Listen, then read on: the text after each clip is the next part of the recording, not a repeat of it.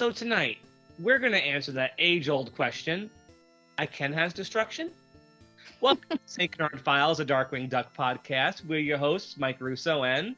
Tiffany Silverbraun. What's new and exciting, Tiffany? I'm actually moving. Woo!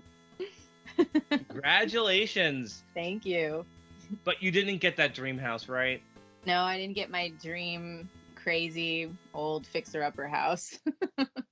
But something is good.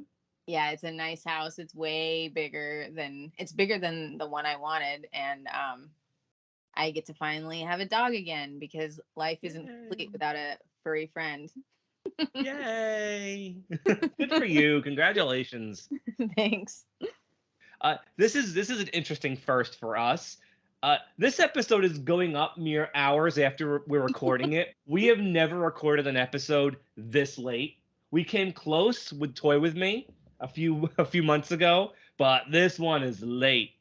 But it's also going to be the last one that goes up before Easter, so happy Easter. Yeah, happy Easter. You girls enjoy Easter? Yeah, they love it. For some reason, it's my daughter's favorite holiday. She just really loves Easter. I don't know why. Christmas is more fun, in my opinion, but she likes the Easter bunny. She loves the candy. She loves finding the eggs, and maybe it has something to do with spring. She just loves Easter. And, of course, happy Passover to any of our listeners who celebrate that, of course. Yep. But, all right, so before we jump into the issue, we're going to make this one a little shorter because we're a little pressed on time tonight. There was some new product news back in March that we didn't mention. The company, what are they called? Monogram Direct. I think they did those Ducktale blind bag keychains from what are we talking about, 5-6 years ago at this point? Yeah. They're doing another Disney set. Well, they do lots of Disney, but it's called the 90s Disney cartoon set. Once again, these are blind bags, and blind bags suck. Yeah, I hate them. I mean, blind bags actually keep me away from buying things. They straight out. I don't even bother. It's not worth it. I'm not going to spend a lot of money trying to get something if I can't get it the very first time. Yeah, I mean, if you want every single one of them, then maybe, but I usually only want one of the whole set. Yeah, if you just want one thing, that's a real pain in the neck. This set is going to include, I'll just read them off super quick. Cubby Gummy, Goliath, Launchpad, Baloo, one of the Mighty Ducks. I'm not going to bother with the name. He shows you what I think of that show. Scrooge McDuck, Chip, Louie, Eliza from Gargoyles, Max from Goofy Movie, not the Goof Troop version. Weird. And Darkwing. Darkwing looks kind of similar to the one they did in the Ducktales set, but this one's holding a gas gun, which means, I guess if you're a completist, you absolutely have to get it. Yeah. But I'm sure that they're gonna have the individuals for sale online too for more money. Oh, I'm sure if you really want them, or if you have a friend who's buying them and maybe buys a box, you can either buy it from them or trade. Yeah. I think I'll pass on these though. Me too. All right, so I think the Beast Kingdom Darkwing is also hitting people who have recently bought that one, so the Beast Kingdom stuff is out. But you know how we feel about those. Hopefully we hear something about the what does it call it? The Diamond Darkwing? Yeah. I hope we hear something about that pretty soon. Because that one I definitely want to pick up. But anyway, so let's just jump right into issue 14. It's the second part of our campaign Carnage story arc, although once again, it's not called that yet. This issue came out in July of 2011, and it was titled Cat-tastrophe. Sorry. Cat-tastrophe. Yeah, I'm literate. And we have a new villain, and we have two covers, as usual. So, Tiffany, tell everybody about what 14A looks like, the cover of that issue. So cover A has a giant mechanical cyborg cat that looks very similar to the Steerminator, but not quite. Yeah. And he's throwing a huge punch that's shattering the letters of Darkwing Duck, and you see Darkwing jumping out of the way above the letters. And it also has the old like Silver Age markings on the upper right hand side. It says Darkwing Duck Comics and approved by some guys in Burbank. Which, And because that's specific, like, it's very clear that's a reference to something. Yeah, it's like, and that's the the logo for the Comics Code Authority. And of course, since we don't do research beforehand when we probably should, we don't know what this is referencing. Although it's clear. Yeah, super familiar, but can't remember. I like this one. I actually do like this one a lot because it's clever how it's interacting with the logo, the Darkwing Duck logo. Yeah, and I like the cross hatching. This is a good one. I think they put a lot of work into this cover. Yeah. And then cover B is our Alberghetti cover. What's this one look like? This one's like a wrestling match, and you got a really low angle where you see, I'm not gonna say their name, the villain holding Darkwing by his leg, and he's all beat up, and you see Launchpad on one side and One Shot on the other. Although One Shot's not in this issue. Yeah, it's a little confusing. So this one really isn't representative of what happens in the story, but I do like the art because, it's Sabrina's art. It's always going to be awesome. Yep. Great face on Darkwing. Which cover do you like more? This is an instance where I'm kind of torn. I like A. Yeah, I like A. I'll go with A. I think it's a lot more dynamic. Definitely better than the last issue. So, I think we should get started. You ready? Yep. All right. So, start us off, Tiffany. How does Cat-tastrophe start? So, it starts with Darkwing, and he's at a podium, and he's talking about how he's been fighting crime for years, and this is his speech for mayor, and says there's no one better suited for the job than the terror that flaps in the night. And let's see, you see him shaking everyone's hand, kissing a bunch of babies. And then I want to ask you something. How do you feel about this whole thing with Darkwing running for mayor? Do you think it's in character? Kind of, but not really. I guess it's weird. I could see him wanting the attention, I guess, but not the responsibility.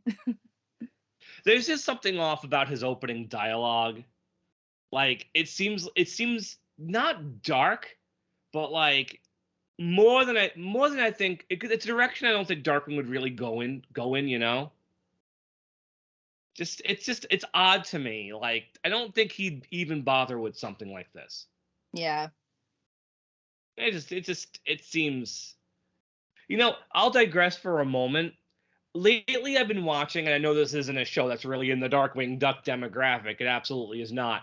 But I've been watching a lot of South Park, a show I dropped off of like 15 years ago, and I'm revisiting to see how it's going these days.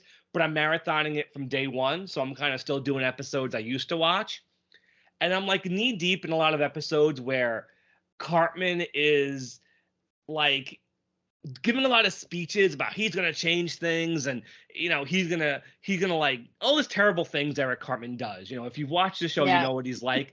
So when Darkwing's up there and he's like, I'm gonna put them behind bars and the brutish bureaucracy that plagues our city government, and it reminds me of that kind of character, the character who's making a change that is very sinister.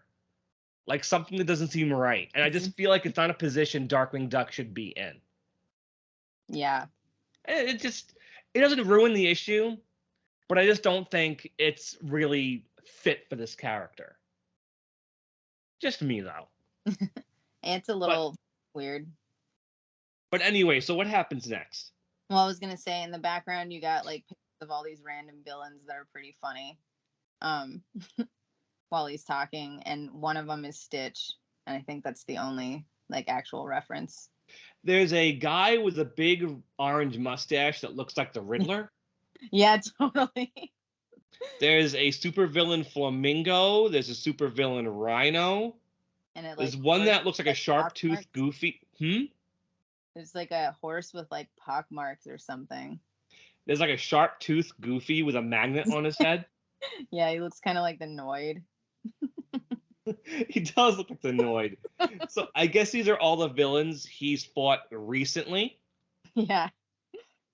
Random. So then the press asks, what are your plans regarding the destruction happening downtown? You have seen the footage, right? Yeah, and he's like, he hasn't. So what is happening downtown? You see a bunch of crazy chaos and a shadowy figure walk up that then reveals himself as Cat-tankerous. Yeah, pretty much picture the Steerminator armor with 2 functioning hands and a tiny little kitty cat head on top with a helmet. But with no horns. No, with no horns, of course. And notice they stuck the Nautilus from 20,000 Leagues Under the Sea in the rubble there. Yep. Yeah. Okay, why not? So yeah, Cat-tankerous is destroying St Canard and is, of course, like every other villain lately, calls out Darkwing Duck by name. So Darkwing has to put his big musical number on hold, which I would have liked to have seen. Me too. And swings away.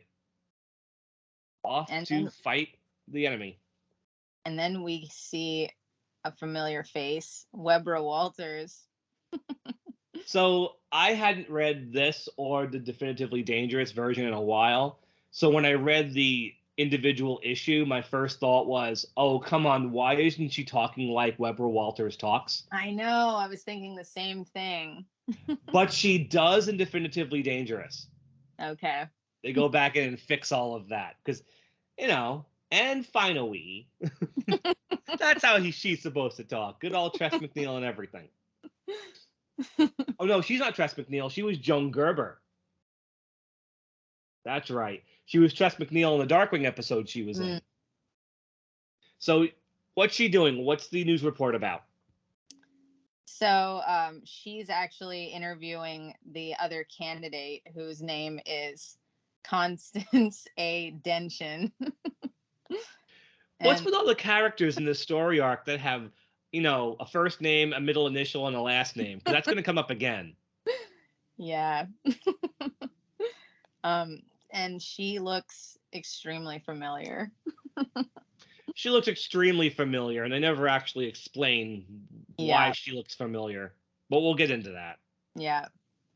And she is trying to talk about Darkwing Duck not being a perfect candidate and saying that he's shady and that she doesn't like his catchphrase, "Let's get dangerous." It's not really someone you want to run a city. And she thinks Darkwing's the reason why we have all these villains in the first place. Yeah. Which is true in like 1 or 2 cases, but not most of them. I mean, now it is. In the story arc, clearly he has something to do with what's going on, but... Yeah. So we cut back and Cat-tankerous is attacking a police officer and Darkwing pops in to save him. No entrance line in the single issue, but in Definitively Dangerous, he does say, "I am the bright red dot on the carpet you just can't seem to reach." Nice. Yeah, a cat pun.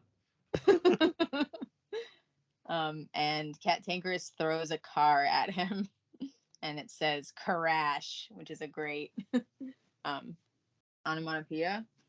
Yep, and the street sign off on the bottom there says Main Street, which obviously, like, it was definitely a Disneyland reference. I mean, come on. And there's some spaceship in the background, but I can't quite. It's guaranteed it's Star Wars, because if you look at the top of the craft, there's a little R2-D2 up there. Oh, yeah. Yeah, it's a little hard to tell what spaceship that is, though. It doesn't quite look like an X-Wing to me. But it would have to be Yeah. if R2's there, but maybe it's just a creative liberty. So then Darkwing pulls out his gas gun, and Cat-tankerous smashes it.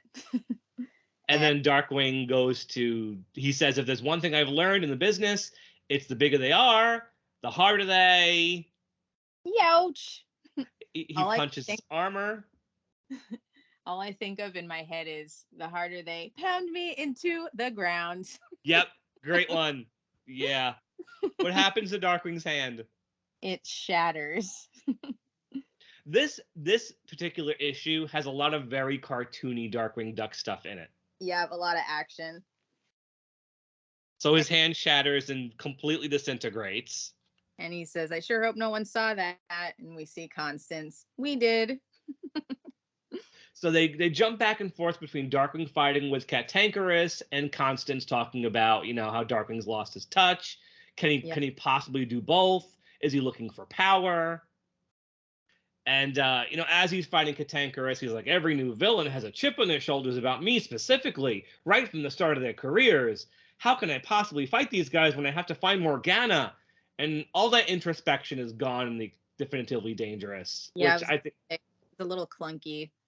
Yeah, it's one of those instances of Darkwing being a bit too introspective for the character, and I think it's better off gone. Yeah.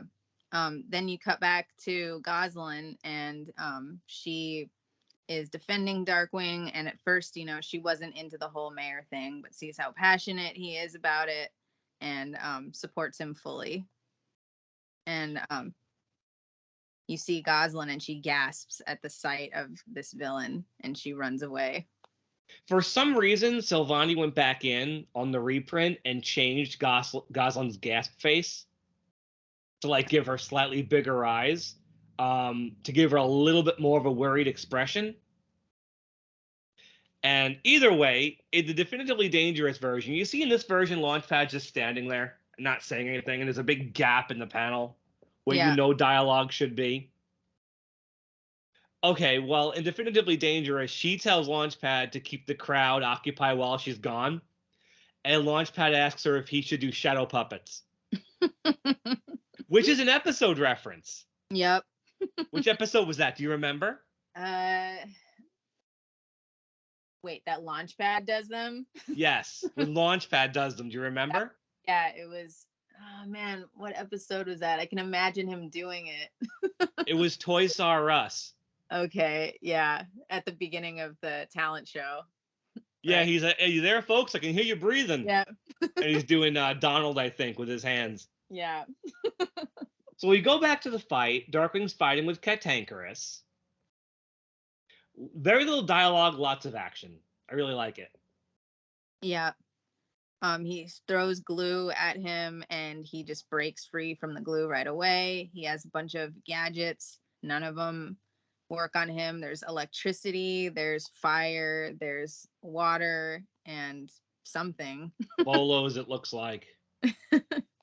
And then he uses plain old anti-cat spray on him, finally. But man, St. Canard is getting tore up. Yeah. There's this one panel takes up most of the page, and just the city is just getting destroyed. And I do like the artistic touch of Cat-tankerous chasing Darkwing, all in silhouette. Yeah, black and white silhouette. Nice. Very cool. And then Darkwing's hit with a hydrant. Gonk. Yeah. Another great one. Cat-tankerous grabs Darkwing by the neck, and he says, well, look at that. And you see the Thunderquack crashing straight for Cat-tankerous, but it splits the Thunderquack completely in half. And Launchpad goes, whoa, well, I'm all out of ideas. That is a very great visual joke. I don't think they did in the show at all. Then you see Gosalyn finally arrives to the scene and says, hey, Pipsqueak, stop being such a bully. Okay, weird. Again, there's a panel here where I feel like there should be dialogue. Goslin is talking, but there's like no dialogue bubbles. Yeah. You see that, the lower panel there. Mm-hmm. And of course, in Definitively Dangerous, they have her yelling at him about how she's disappointed in him, you know, how he's a bully. So then Darkwing jumps at Cat-tankerous. So what does Cat-tankerous do to Darkwing? He grabs him and flings him into some power lines. The drawing of Darkwing getting hit by the power lines and his eyes bulging out. Very good, very funny. Yeah, I love that. He gets slingshotted back and knocks the head off of Cat-tankerous.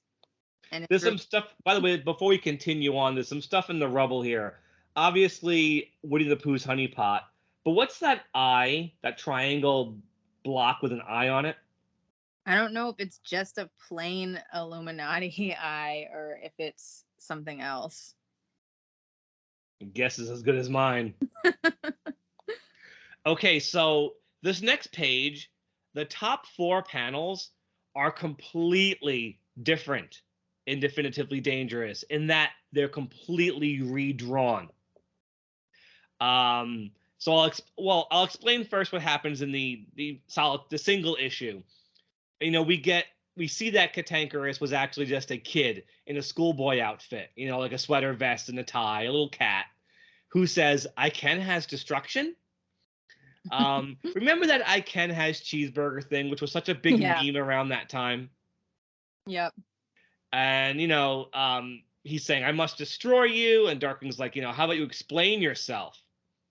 So this little boy starts to talk about, you know, his origin, about how he used to sit behind Goslin in class. And he was so in love with her. And what 3 characters are also in class with the 2 of them? You got Pistol from Goof Troop and Max and PJ. That's a pretty blatant reference there. Yeah, but weird because Pistol is not wouldn't be the same age. No, absolutely not. We also learned this guy's name is Mortimer L. Marquand. So another name where it's first name, middle initial, last name.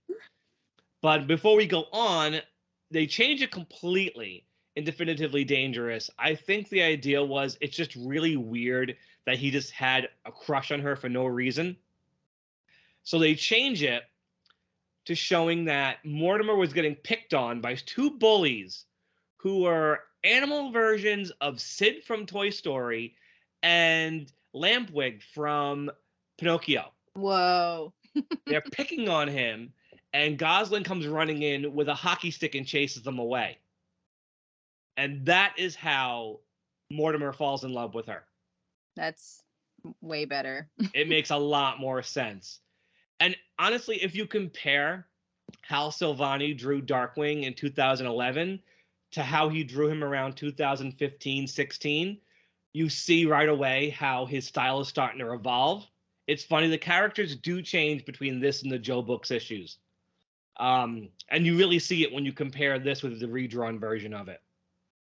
But the final 2 panels in this page, they were left the same. So what happens next, Tiffany?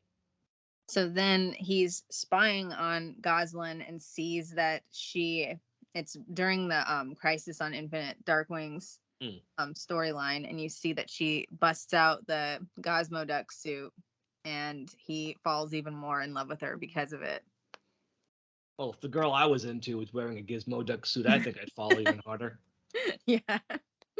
And so he watches on TV and sees that she's close to Darkwing and decides that that's how he's going to win her over, is by being like a comparable, like, super person. And he makes his own Gizmo Duck suit. It's got a unicycle and pots and pans and a microwave in the middle. He tried. And he actually gets a note that says, "Be a better man." And very similar to how One Shot got started. Yep. And you see the giant Steerminator-esque suit behind him. You also see how the note, his fingertips are turning black. Yep. And it ends with him saying, best Darkwing in battle. Then there could be no way she couldn't take notice. But I guess you guys are going to call my parents, huh? And I guess they did, because they show him being taken to jail. Yep. So the weirdest part of this issue, and what's going to be pretty weird going forward, is we are introduced to another new character very briefly here. Tell us about this character, Tiffany. Okay, so you just see someone watching TV, and they're how do I word it? They're talking about Darkwing in a not so favorable way, but then uses the word dark and says, we'll see to it that you lose everything. And this character looks very much so like Mysterio from Spider-Man, but a female version. Yeah, well, there's no face, just a big dome on her head. Yeah. Upturned collar. Yeah. Like a double cape thing attached to her wrists, legs, feet. But what vibe are you getting from this character? Morgana. Yeah, and she calls him dark. Yeah. But then I don't know, I don't want to give anything away, so I'm not going to say other stuff. Well, you know what? I'll just say it. This isn't explained. Okay. It's not explained. Like, is that good enough for now? Yeah, sure. Yeah, this isn't explained. Really, it's like I don't even know what's going on with this character, and I read ahead. Anyway, how do we wrap up? So then you see a Darkwing at the podium again with all the press, and he's thanking everyone and saying that St. Canard is the greatest city in the world. And you see Launchpad showing his support for Darkwing, and then all of a sudden everybody jumps on him and they're like, Launchpad McQuack, now there's a true hero. And talking about how he's a CEO, and he what do you call it? He flew playing the Cat-tankerous, yeah. Yeah, and then they go into Launchpad for mayor. And that drawing of Darkwing, like super face palming, is really, really great.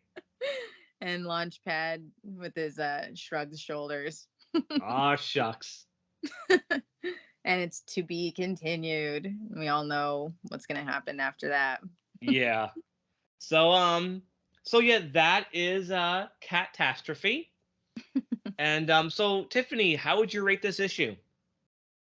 I actually, let's see. I would give it maybe a 4, I guess. Really?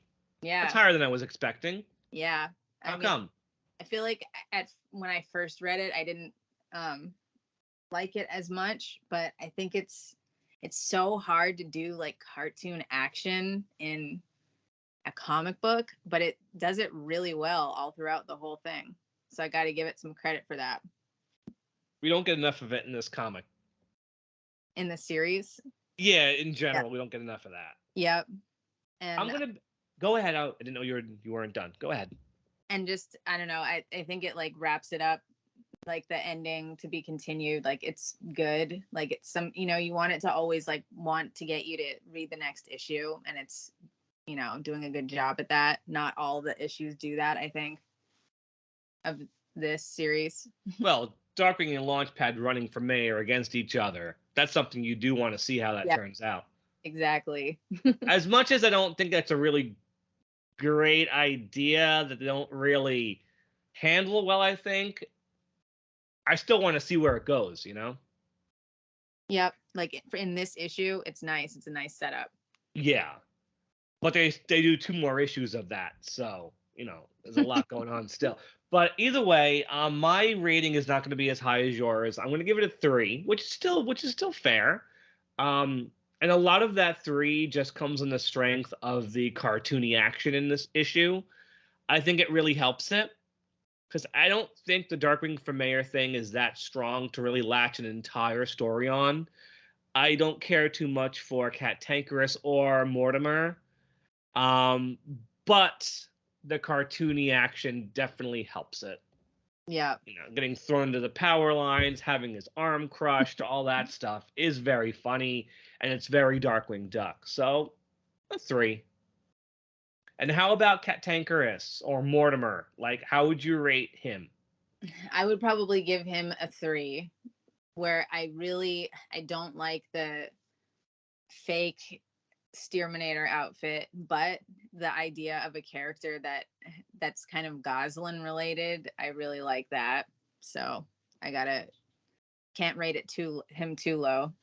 I think what really makes it look a lot like the Steerminator outfit are those tiny little feet. Yeah. It's the legs and feet. These tiny little red legs and feet look very much like Steer. If that was different, I don't think it would be as obvious.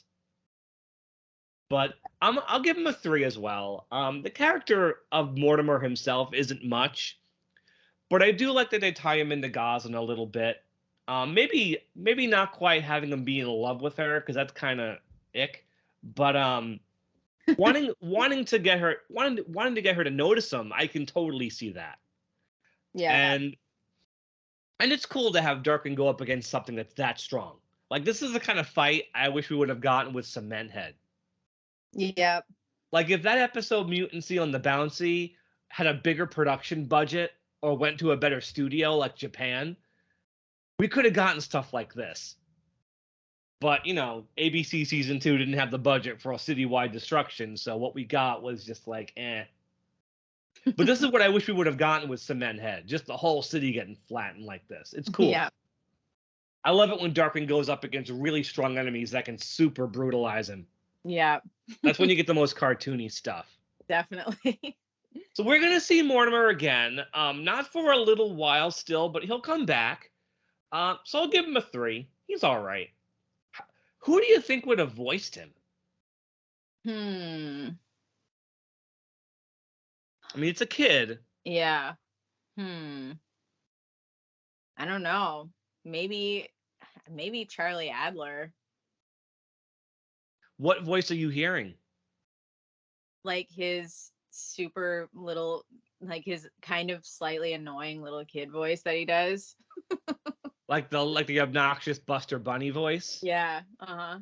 Not as nutty as like Cow from Cow and Chicken, yeah, right? Exactly. Not that great. Like that kind of voice? Oh wow. No. Wow, I wasn't thinking that. Not as crazy as Cow, like more like Buster in a way, but like more childlike. Like the little lost bunnies from Malice's Restaurant? Yeah, totally. Okay. I was thinking a more natural kid voice, and the one that popped in my head was R.J. Williams from Tailspin. Wait. Maybe. But now that you put the Charlie Adler in my head, that's what I'm going to hear from now on. Because he's so frantic. Maybe. How you put it in my head, just like Gilbert Gottfried for one shot. Yeah. I think I'm going to have to rethink my whole way of approaching this character, Tiffany. You've changed him for me. But anyway, okay, so that's issue 14. Next issue, issue 15, obviously, that's how numbers work. We get really deep into this mayor campaign. Things get kind of crazy. I think this is the issue, where we get a Ducktales character coming back. But we'll talk about it next week. Anyway, so I think we should jump into our next installment of the Mike and Tiffany mini episode reviews. Once again, I don't know which one you're going to mention, so hit me. All right. Darkly Dawns the Duck Part 1. Just Part 1? I don't know. I could do both. That's what you know what? They're too different. You can't do both. If it was Justice Duck's fine, but these 2 episodes are too different. Let's just do one. That's fine by me. All right. My review first. Yeah, of course. I have a love-hate relationship with this one. Why? When it first came out, I absolutely loved it and adored it. And I don't know, the older I got or the more I just got into the show, not so much. I think that it's still like a beautifully animated episode, but I kind of have I have problems with some things in it. Like, I don't like the whole breakfast machine thing And I like it, but then I don't like that it's just an unimportant thing that never gets referenced again in the show. It's like kind of weird that they just do that and then it doesn't exist at all.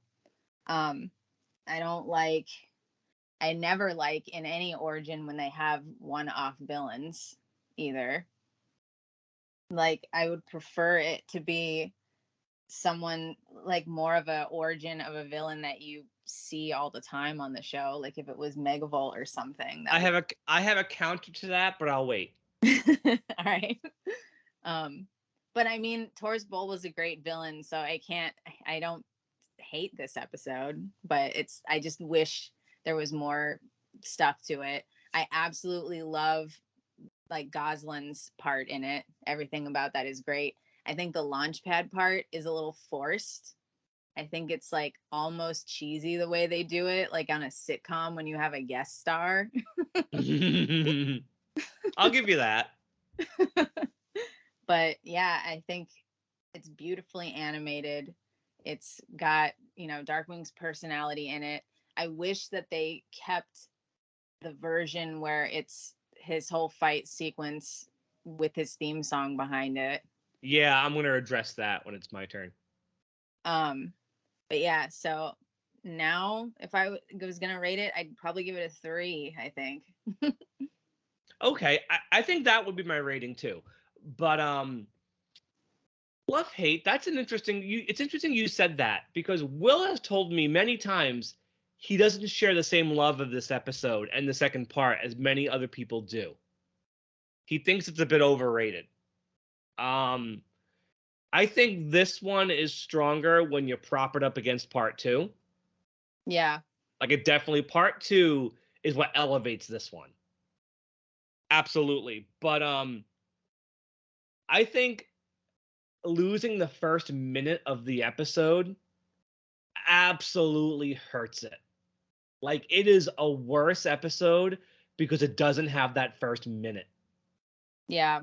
I remember liking it just fine when I first saw it, but I first saw it in syndication, not in the TV movie version of it. So I never saw that opening for a couple of years. And then the VHS tapes came out. And I think I rented it and like probably double recorded it. And then I saw the opening and I was like, wow, like this is amazing. Yeah. Because I think it's probably one of the best bits of animation Australia did for the show. Like, period. Yeah. Like, it's, if every Darkwing Duck episode in Australia looked as good as this opening, like, oh my God. Like the best thing they did for the show was cut. And a lot of people haven't even seen it. Yeah, I don't know why they don't have that version on Disney Plus. It's a beautiful sequence. Just every drawing, every frame of Darkwing.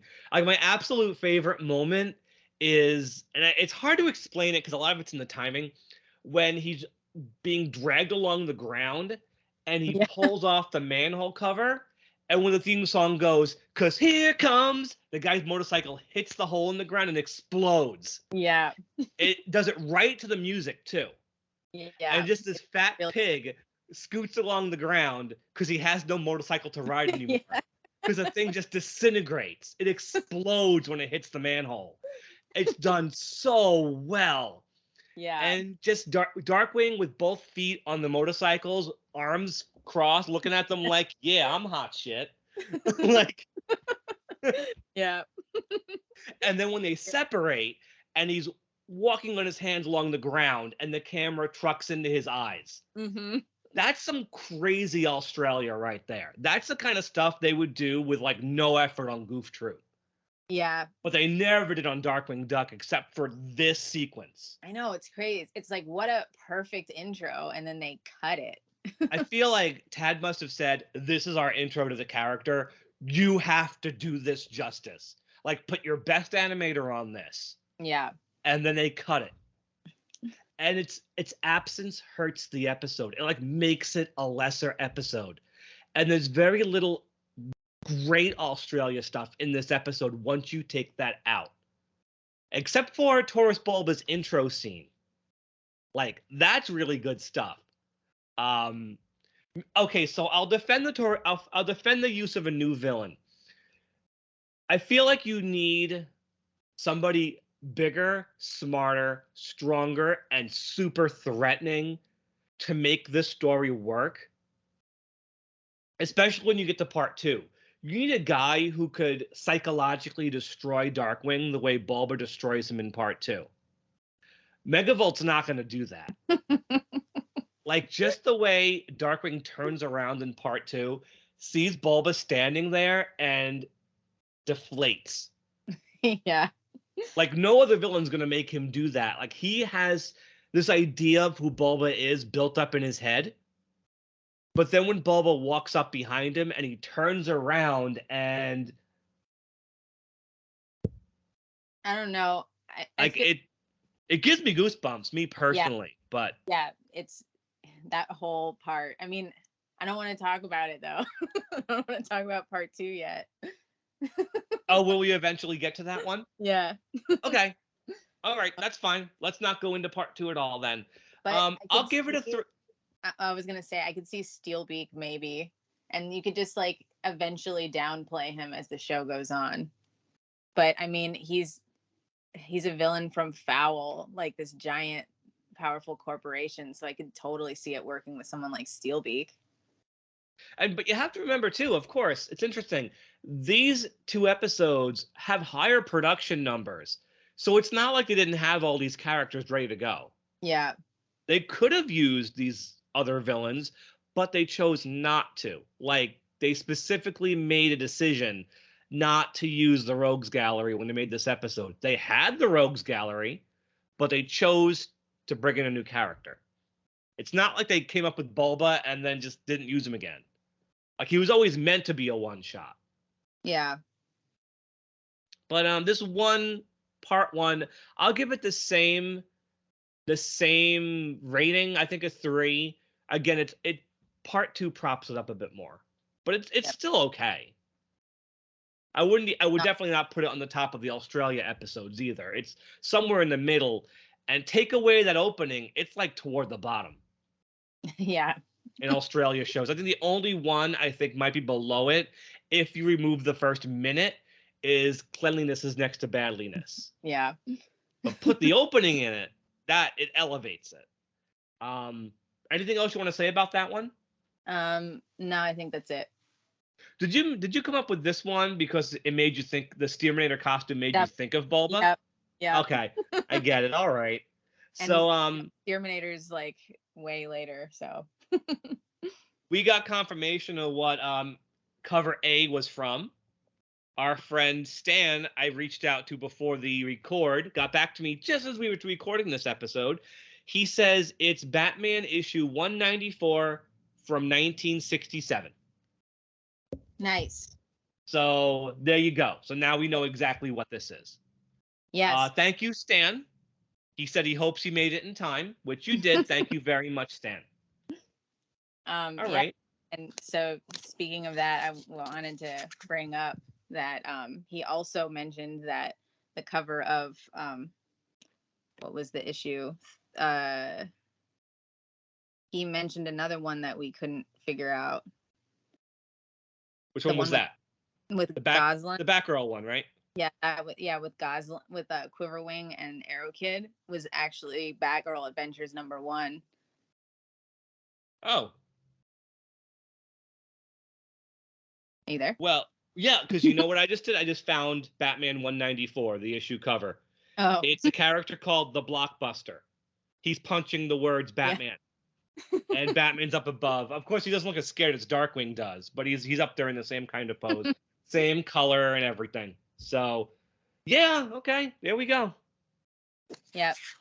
And there was also someone else, Toon Logic Studios, which brought this up, and I noticed it when it happened that on last week's episode, I forgot to mention when talking about One Shot that he's very similar to Bullseye from Marvel, who actually was a baseball player beforehand, or a failed baseball player. So there you go. There's definitely a connection there for sure. Okay, so until next time, we are the St Canard Files, a Darkwing Duck podcast. You can find us on all podcast apps, Stitcher, Spotify, Google, iTunes, Facebook. You can watch us on YouTube, iHeartRadio, Pandora, Pocket Cast, Radio Public, just everything. So Tiffany, where can the fans find you? And do you have anything you want to plug tonight or any shout outs? Yeah, I'm at Tiffany Silver Braun on Instagram and at Regurgitating Gertie. I'm on YouTube at Radioact Tiffany and at CarnyTube. And I would like to give a shout out to Stan. Woo, Stan! For being so knowledgeable about these things. Stan will be back on with us in just a few weeks for Dangerous Currency. Yay! Yay, because truth be told, I'm not a big fan of those issues, but he does like them, so it's nice to have different opinions. So we got 2 more, just me and you, and then we have Dangerous Currency with the 2 of us and Stan. So we're looking forward to that. Awesome.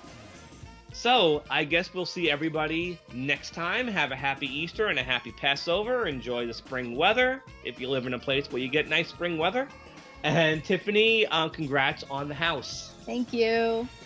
So we'll see everybody next time. Until then, stay dangerous. Bye. Bye, everybody. Good night.